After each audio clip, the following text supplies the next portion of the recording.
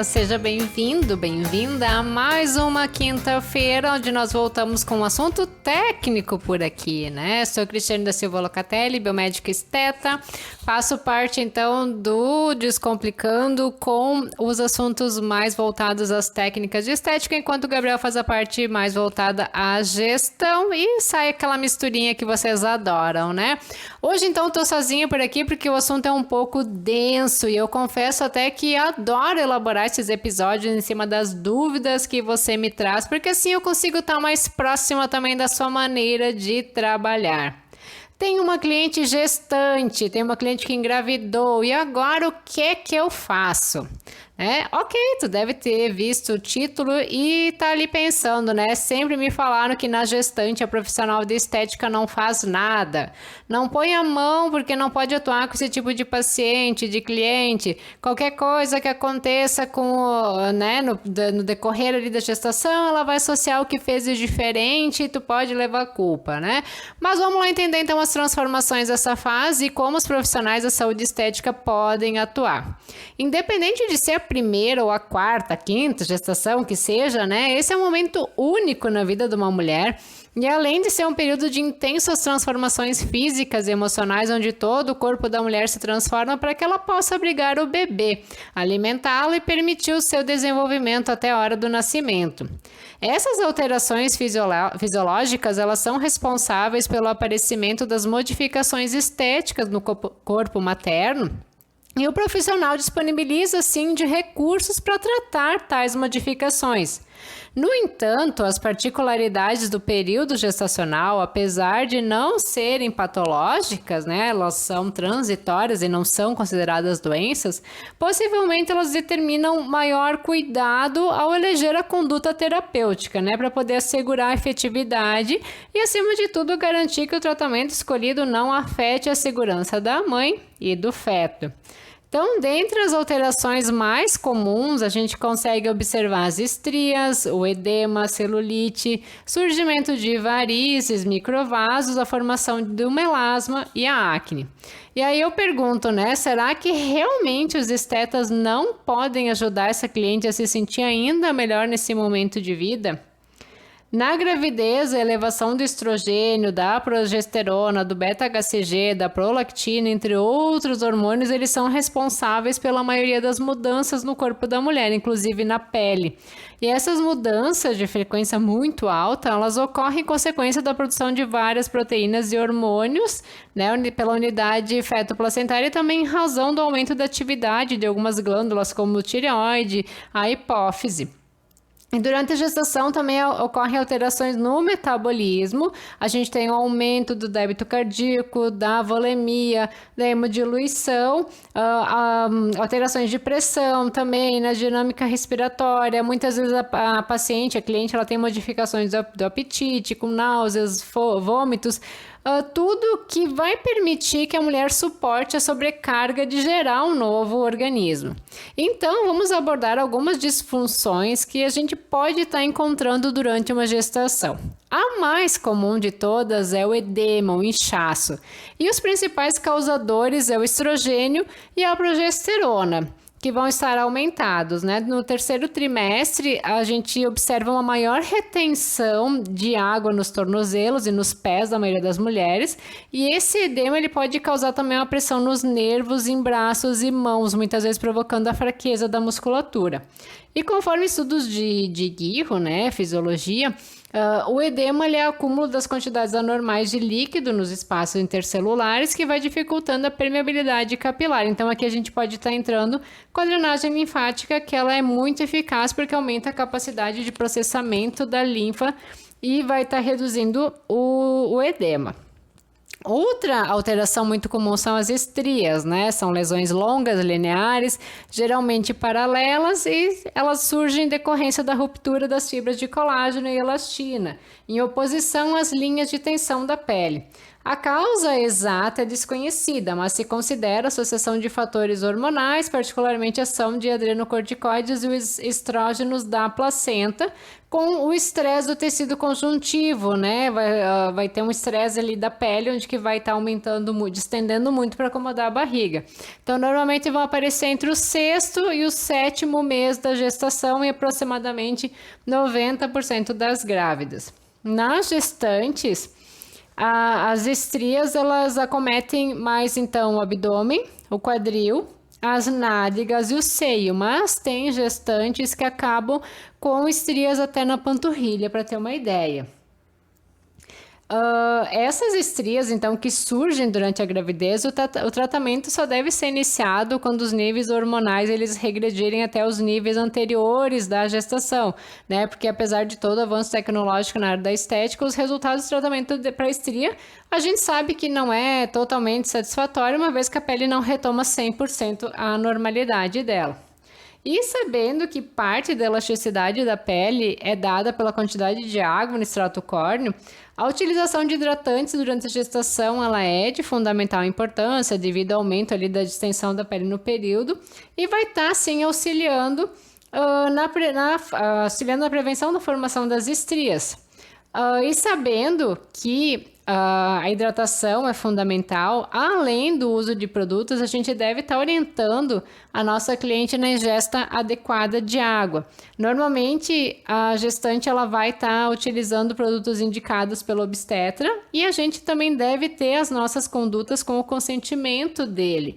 Mas nada impede da gente indicar porque ela utiliza algumas formulações que contêm ureia, vitamina E, lanolina e alguns óleos, como o de amêndoas, né? Mas a gente deve também orientar ela que não faça a hidratação dos mamilos, por exemplo, quando surgirem as estrias no seio, porque essa região ela deve estar mais endurecida para suportar a sucção do bebê na amamentação. Outra disfunção mega comum, eu confesso que tive também, e ainda tenho, na verdade, é o melasma, ou cloasma, como é o nome do melasma que surge durante a gravidez. Então, acho que é uma das mais evidentes alterações de pigmentação nesse período. Ele deve estar pensando, Cris, como que eu vou identificar o melasma? Ele se apresenta como uma mancha acastanhada, que vai afetar principalmente latinos, asiáticos, tanto em mulheres de pele clara como escura. A gente pode observar até a regressão parcial ou completa da mancha de forma gradual depois da gestação. O meu foi um que retrocedeu bastante, assim, depois ali pelo quarto, quinto mês, porque eu fiquei um tigre na gestação. Mas é comum que muitas mulheres não tenham retorno à coloração inicial, o que pode ser muito angustiante. A gente sabe que uma vez manchada, sempre manchada, e o melasma vai precisar, sim, de gerenciamento para o resto da vida. Eu brinco aqui, quem tem melasma vai com o potinho do seu despigmentante para o caixão. E a alteração pigmentar, esse é o melasma, ele ocorre em até 75% das gestantes e comumente ele aparece, o seu início se dá no segundo trimestre da gestação e acomete principalmente o centro da face, principalmente na região frontal, né? Depois ele segue ali pelo malar e a mandíbula. E normalmente elas desaparecem por completo em prazo de 1 ano após o parto, mas ali cerca de 30% das mulheres vão evoluir com alguma sequela da mancha. O quadro ele é mais persistente em mulheres que fizeram uso de anticoncepcional oral, o que reforça então a teoria sobre a influência dos níveis de progesterona e de estrogênio em mulheres suscetíveis expostas à radiação solar. No pós-parto, em razão do período da amamentação, também não é interessante intervir com alguns despigmentantes mais potentes ou em concentrações muito altas, mas formulações elas podem ser feitas a fim de ajudar essa mãe a amenizar a mancha, e principalmente aquelas que a gente sabe que não vai ter problema nenhum com a amamentação. Outra disfunção é a acne, que para muitas mulheres ela é bem perceptível justamente pelo aumento da oleosidade da pele e dos cabelos. E esse quadro costuma normalizar após o parto, ou ele pode seguir durante a amamentação conforme for a situação hormonal da mãe, se ela fizer uso também de algum contraceptivo ou não. Porque a secreção sebácea, ela tende a aumentar no último trimestre da gravidez, em um período em que os estrogênios que suprimem a atividade sebácea, eles estão aumentados. E a gestante, ela pode desenvolver a acne pela primeira vez, ou pode agravar um quadro de acne pré-existente por influência hormonal, ou mesmo por fatores ambientais, né? Como, sei lá, a má alimentação dessa gestante. Como que a gente pode ajudar ela? Iniciando com a orientação de cuidados adequados da pele, usar protetor solar livre de óleo. Hoje a gente tem excelentes marcas no mercado de diferentes preços também. Uso de algum sabonete ou outra substância para higiene da face com o conceito Sindet, que esse conceito ele é livre de sabão, ele é um sabonete mais suave. Evitar o uso de maquiagem ou qualquer outro cosmético que ele seja comedogênico, que ele facilite o surgimento da acne, que ele acabe fazendo obstrução dos poros. E como a gente pode tratar? Primeiro, é necessário identificar a causa dessa acne, além de considerar o uso de produtos que ajudem a controlar a oleosidade, como é o caso do ácido azelaico em baixa concentração, e ele não é teratogênico. Um produto não teratogênico quer dizer que ele não vai passar a placenta e não vai ter problema nenhum para o bebê. Usei muito azelaico para controle da oleosidade, da acne, e ele tem também uma ação sobre as manchas. A tretinoína, ela é muito eficaz nos tratamentos de acne, mas ela é contraindicada nesse período porque ela pode causar má formação fetal.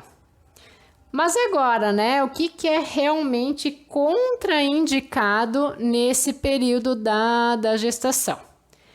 Primeiro, a endermo, né? Ela é muito queridinha, endermo, nos tratamentos de celulite, de remodelamento corporal, mas durante a gestação, ela pode possibilitar o aparecimento de varizes, porque os vasos eles ficam mais frágeis, né? Devido ao aumento do volume sanguíneo e às alterações hormonais para dar conta de nutrir o bebê. E também é relevante orientar a gestante que a profilaxia do inchaço e das varicoses, ela pode ser feita com o uso da meia elástica, exercícios físicos que devem ser mantidos durante a gestação, claro, né? Sempre com orientação de profissional, dieta, uma alimentação adequada, orientações de postura. Sempre que possível, repousar com elevação das pernas ou em decúbito lateral. A gente recomenda sempre, então, evitar a posição ortostática por um período muito longo, para não ter compressão de vaso. O ultrassom, ele é um dos recursos mais utilizados para a reabilitação de pós-operatório de lipocirurgias, por exemplo, ou também no auxílio de correção de celulite, de gordura localizada.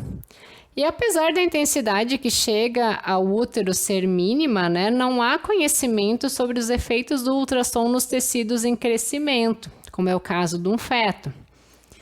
Então, pode haver a possibilidade de cavitação no líquido amniótico, por isso ele deve ser evitado. Mas o ultrassom a gente evita somente na paciente gestante. A profissional gestante ela pode estar utilizando. Eletrolipólise. Ainda é um recurso utilizado para celulite, para gordura localizada, mas ele pode influenciar a formação fetal, principalmente no primeiro trimestre. Às vezes acontece, sei lá, da mulher engravidar sem saber o que está fazendo, né? Corre-se o risco, a gente espera que nunca aconteça nada, mas sabendo que a tua paciente está gestante, evite de usar. Corrente russa é queridinha ali, né, para fortalecimento da musculatura. Ela é uma corrente de média frequência, com bons resultados, né, de fortalecimento, mas também não deve ser usado na gravidez, porque se acredita que ele pode provocar contração uterina e até antecipar o parto. E apesar da contraindicação nesse período, ela é bem eficiente no puerpério, que a gente também pensa, durante a amamentação não pode fazer nada. Pode. A corrente russa, ela ajuda na diminuição da flacidez, redução de medidas também pelo encurtamento do reto abdominal na dimensão longitudinal.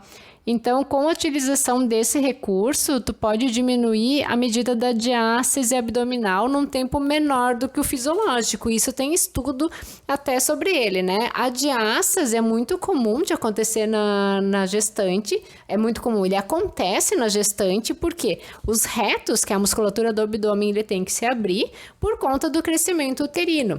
Algumas mulheres voltam 100%, principalmente aquelas que fazem uma atividade física, um pilates, uma yoga, por exemplo, mas algumas ela pode não voltar. Então, a corrente russa ela é um recurso muito bem-vindo nesse período do puerpério para facilitar a mulher a retomada do seu corpo.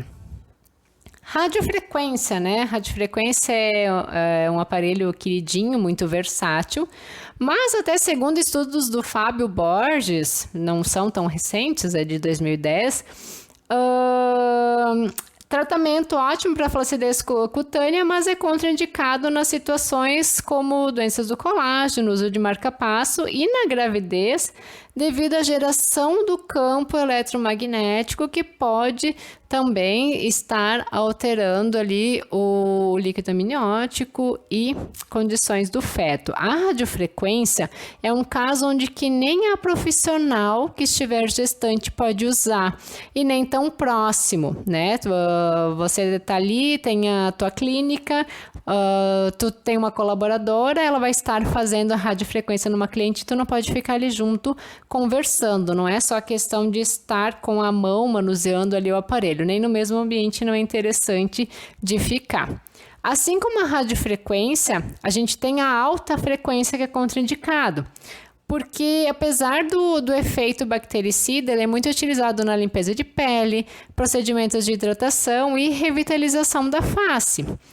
E apesar do período gestacional com possíveis alterações a nível cutâneo, até justificar a utilização da alta frequência com esse fim, né, para revitalizar, para controle de acne, principalmente no primeiro trimestre, pode gerar problemas na formação do feto pela ação das ondas eletromagnéticas no organismo. Então, gestante, ela pode sim fazer a limpeza de pele, né, desde que tu não use não usa trietanolamina como emoliente, e também não faça a alta frequência. Outro recurso que a gente deve evitar são as microcorrentes, que é uma eletroestimulação de baixa frequência, que pode ser utilizada em situações estéticas, como o pós-peeling, estimulando a regeneração da pele. No pós-operatório imediato também, né, com o objetivo de reduzir o edema, hematoma, reduzir a inflamação, a dor e ela promove o estímulo da regeneração. Em teoria, a excitação elétrica ela pode afetar o sistema de controle endócrino do útero, provocando o aborto. Mas não tem nenhuma evidência científica, porque eu digo que ninguém é louco o suficiente de pegar um grupo de gestantes para estudar, né? De qualquer forma, cabe ao profissional avaliar um outro recurso que atenda às necessidades da gestante. E agora, né? Quais procedimentos, então, que a gente pode fazer? Claro, lembrando que sempre com o aval do obstetra que acompanha essa gestante, né? Quando a gente trabalha em equipe multidisciplinar, os nossos resultados vão ser melhores e a nossa segurança também é maior. Pode ser feito peeling químico, porque essas hiperpigmentações, né, que surgem mais ali no final do segundo trimestre, a gente favorece o tratamento precoce, o que pode amenizar a intensidade dessas dermatoses. Mas a gente deve ressaltar o quê? Que nem todas as substâncias despigmentantes são indicadas para a grávida. A gravidez ela representa a contraindicação relativa à realização de alguns peelings químicos. Por outro lado, a gente tem o uso tópico do ácido glicólico, assim como a utilização em peelings representa uma alternativa segura durante a gravidez e não são contraindicados, porque esse ácido ele é caracterizado por não ter um efeito tóxico a nível sistêmico e ser pouco irritante e também um pouco fotossensibilizante, né, desde que usado em baixas concentrações. É algo que a gente deve considerar, então, utilizar uma concentração máxima de 10%, sempre visando um efeito mais superficial. Outra alternativa é o peeling físico, a microdermabrasão, peeling de diamante, que ele é considerado uma opção segura por ser algo superficial, mas assim, não pense em fazer um peeling de diamante para resolver melasma, tá? Porque quanto mais tu esfolar ali a face da tua paciente, pior vai ser, mais tu vai estar aumentando essa mancha. Outro recurso que a gente pode estar utilizando, então, com segurança, como eu já comentei, é a limpeza de pele.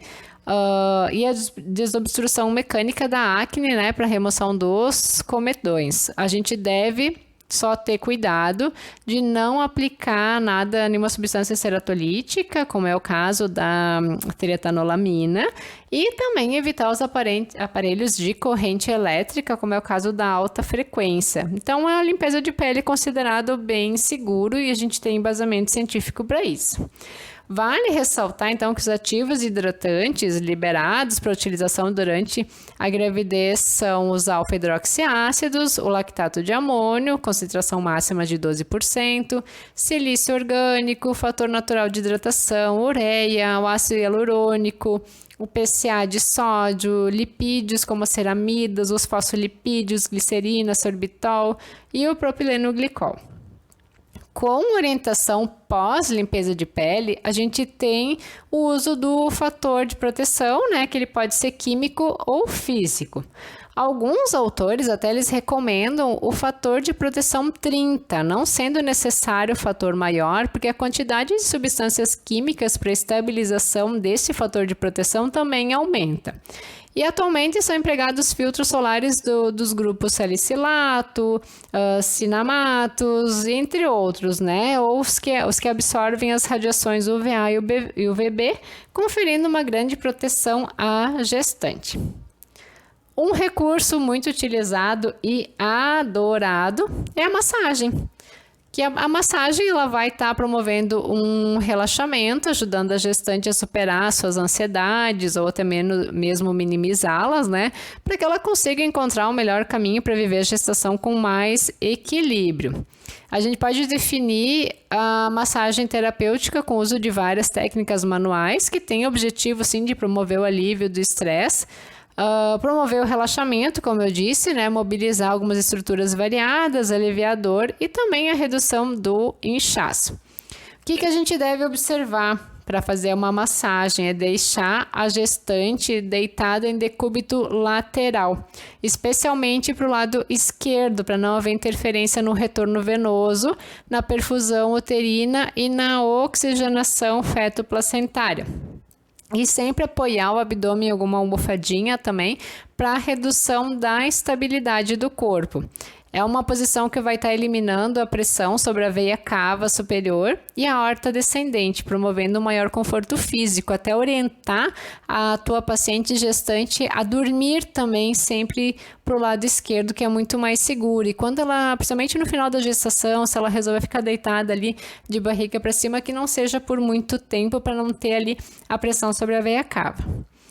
O deslizamento ali da massagem, ela proporciona alguns efeitos de estimulação mecânica, né? Reflexos de vasodilatação da musculatura, reduzir dor e disfunção somática e também vai estar diminuindo o edema. Falando em edema, por fim, a gente tem a drenagem linfática, que é também um dos tratamentos mais indicados para gestante. Normalmente, elas fazem mais no último trimestre, né? Quando tende a inchar um pouquinho mais.